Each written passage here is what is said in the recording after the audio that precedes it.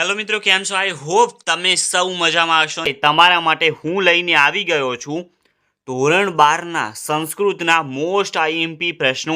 તમામ સંસ્કૃતનું મટીરિયલ તમને આ વિડીયોમાં જોવા મળશે। આઈએમપી ગુજરાતી પ્રશ્નો હોય, સંસ્કૃત પ્રશ્નો હોય, સમીક્ષાત્મક નોંધ હોય, શ્લોક પૂર્તિ હોય, અર્થ વિસ્તાર હોય, વિવરણાત્મક નોંધ હોય, તમે વિચારો શું ન હોય એ બધું જ આમાં છે। સંસ્કૃતનું તમામ મટીરિયલ તમને મળી જશે એક જ વિડીયોમાં।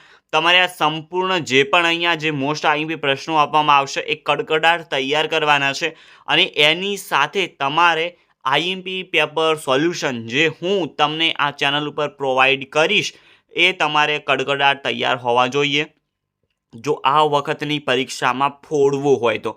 ધ્યાન રાખજો, તમામ પ્રશ્નો તૈયાર કરવા બહુ જ જરૂરી છે।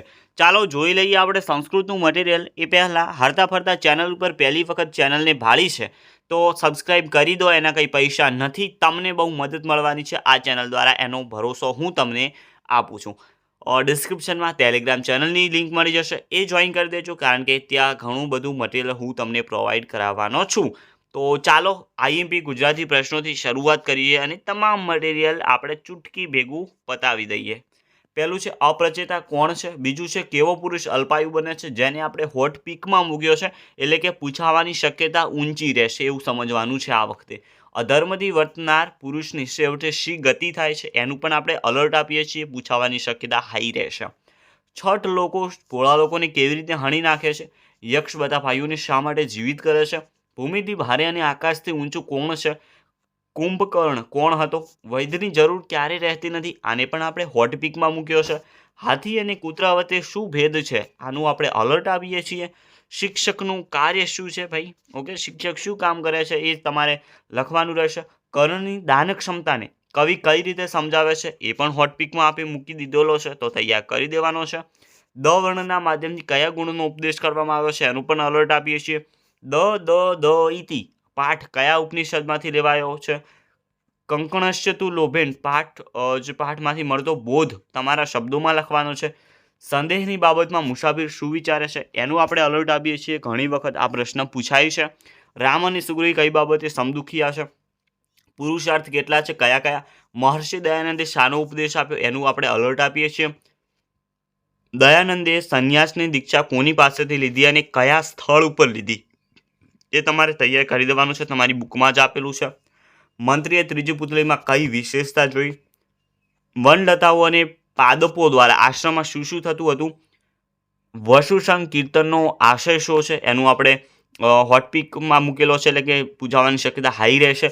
વિદૂષકના મતે ચારુદત્તના ઘરે વસંત સેના શા માટે આવી રહી છે, પુસ્તકને ક્યારે સંતોષ થતો નથી, વિદ્યાર્થી અને પુસ્તકનો સંબંધ કેવો કલ્પ્યો છે અને બધા જ ગુણો કોણે અનુસરે છે। 15 પ્રશ્નો તમારે સારી રીતે તૈયાર કરી દેવાના છે। આ જે નીચેના પ્રશ્નો હતા આ છે ગદ્ય વિભાગના એટલે કે પાઠમાંથી લેવાના અને આ ઉપરના જે 11 પ્રશ્નો છે એ છે તમારા પહેલા શ્લોકો જે આવે છે શ્લોકોના પાઠ હોય છે એમાંથી લેવાના હતા। ઓકે, તો એ રીતે તમારે તૈયાર કરી દેવાનું છે। હવે સમીક્ષાત્મક નોંધ, પહેલું જ છે વેદાભ્યાસના 5 સોપાનો જે માર્ચ 2018 અને માર્ચ 2019 આ બે પરીક્ષાઓમાં પ્રશ્ન પૂછાણો છે। જ્ઞાન પ્રાપ્તિના સાધન તરીકે ગુરુ, દ્રૌપદીની મનોવ્યથા તો તૈયાર કરી દેજો। દ્રૌપદીનો યુધિષ્ઠિરને ઉપાલમને આપણે અલર્ટમાં મૂક્યો છે, આ વખતે પૂછાવાની શક્યતા રહેશે। પછી છે યક્ષ યુધિષ્ઠિરનો સંવાદ, તો આ પણ ઇમ્પોર્ટન્ટ છે, 3 પરીક્ષાઓમાં પૂછાઈ ગયેલો છે બોર્ડ એક્ઝામમાં, ઓકે, તૈયાર કરી દેજો। શક્ય અશક્યનો ભેદ જેને હોટપીકમાં મૂક્યો છે આપણે।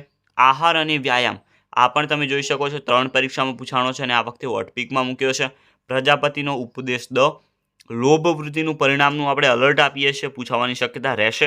પછી છે કૈકેયીની નિર્દોષતા માર્ચ 2024માં જ પૂછાણો છે અને એ પણ આપણે હોટપીકમાં મૂકેલો છે। દશરથને પ્રાપ્ત થયેલો શાપ, મહર્ષિ દયાનંદનો ઉપદેશ, પુતલિકા પરીક્ષણ ગદ્યપાઠ શામાંથી લેવામાં આવ્યો છે, ગદ્યપાઠમાંથી મળતો બોધ તમારે લખવાનો છે। આશ્રમ વર્ણનમ પાઠના આધારે આશ્રમનું વર્ણન આપણા શબ્દોમાં કરવાનું છે। અને છેલ્લું 15મી સમીક્ષાત્મક નોંધ છે પ્રકૃતિને અશક્ય બનાવતા ચિહ્નો જે હોટપીકમાં મૂકેલો છે, તૈયાર કરી દેજો। આ 15 તમારે જે સમીક્ષાત્મક નોંધો છે કડકડાટ તૈયાર હોવી જોઈએ, ઓકે। બીજી તમારે કરવી હોય તો આના પછી કરી શકો છો, પરંતુ 15 તો કડકડાટ તમારે તૈયાર હોવી જોઈએ. શ્લોક પૂર્તિ હવે જોઈશું આપણે. અહીંયા તમે જોઈ શકો છો, પહેલું છે આચારાથી શરૂ કરી લક્ષણામ સુધીનો તમારો શ્લોક તમારી બુકમાં છે. એક વખત ગોતી લેજો. ઓકે, આ પહેલાં ટીક કરી દેજો તમારી બુકમાં, પછી તૈયાર કરવાના રહેશે.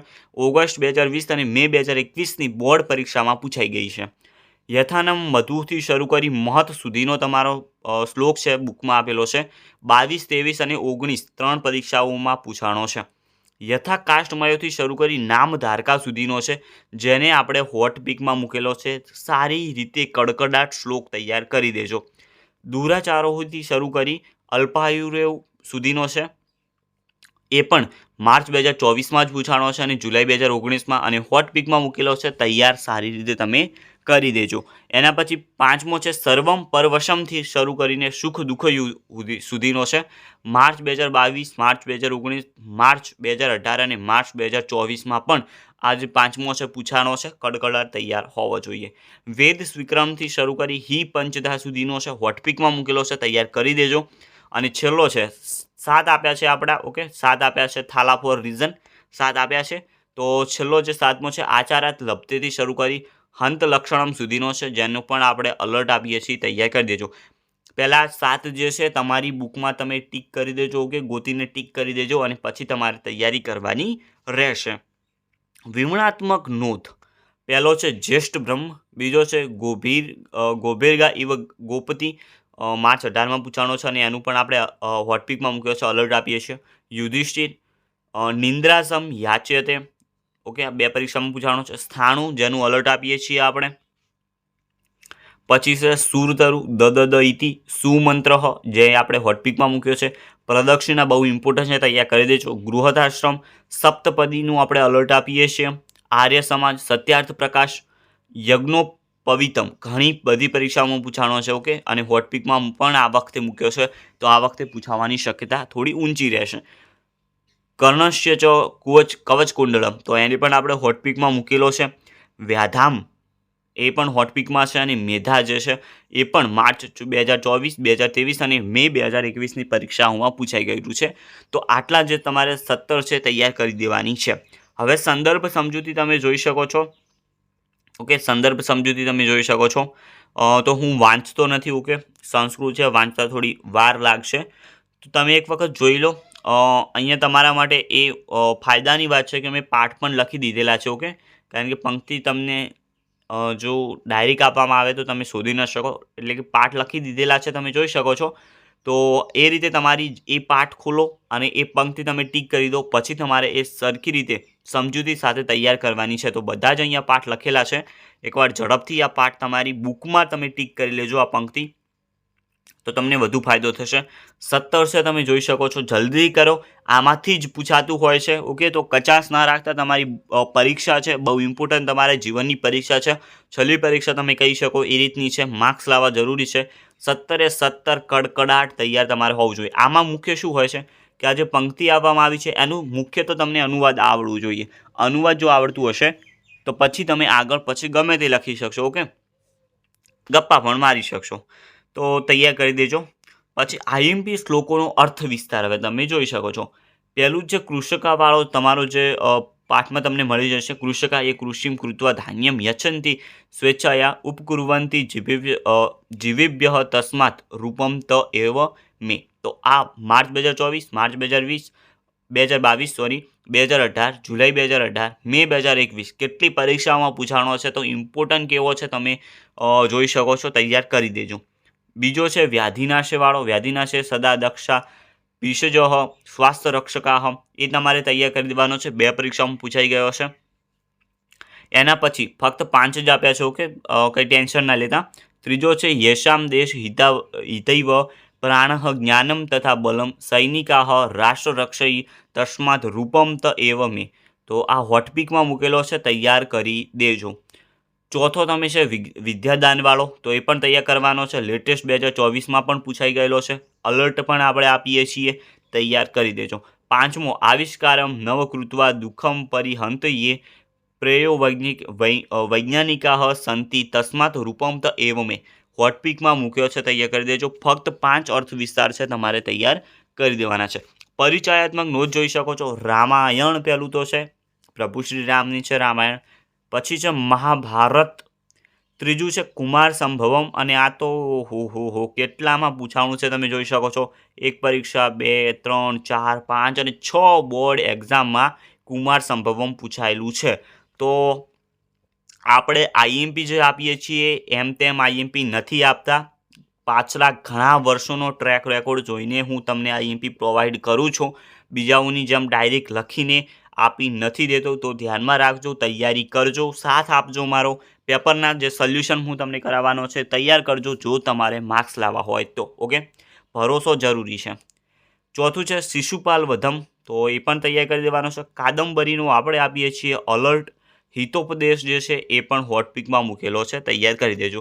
હવે મિત્રો સંસ્કૃત પ્રશ્નો છે, અને આ સંસ્કૃત પ્રશ્નો તો તમારે પરીક્ષામાં ગમે ત્યાંથી ગમે તે પ્રશ્નો લઈ શકે છે, પરંતુ મેં કેટલાક એવા પ્રશ્નો અલગ કર્યા છે જે બહુ ઇમ્પોર્ટન્ટ મને લાગ્યા.